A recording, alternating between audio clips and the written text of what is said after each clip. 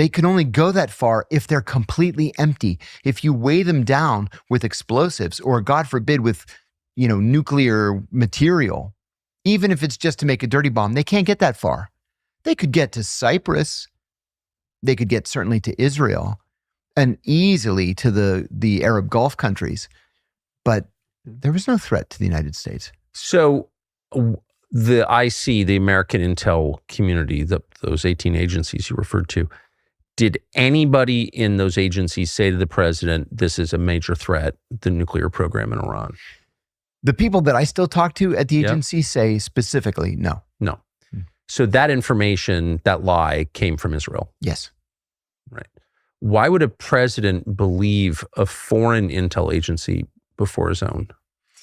I don't know. That's really the $64,000 question. You recall in the first term when President Trump met with Vladimir Putin, he did not take his intelligence people into the meeting with him. Putin took his intelligence people into the meeting with him because the president said he trusted the other side's intelligence people more than he trusted his own.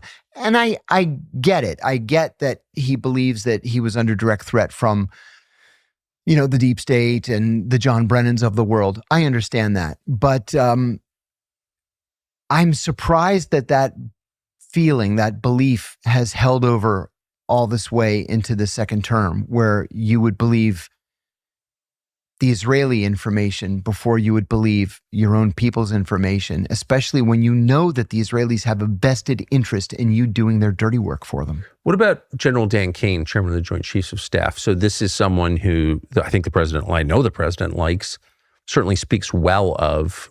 He would be informed on this, right? The chairman has a pretty clear readout on what the intelligence is, right? Yes. I'm glad you brought him up. I wanted to bring him up too. And not only have I never heard a single negative ever about General Kane, I hear only the most superlative things. Yeah, me too. That he is the best chairman of the Joint Chiefs of Staff that the country could hope for right now.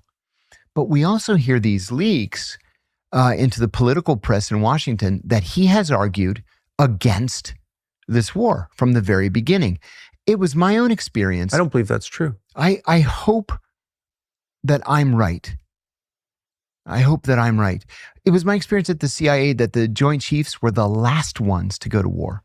Yep. They were the ones that always argued until the bitter end not to attack Iraq in 2003 because there was no exit strategy.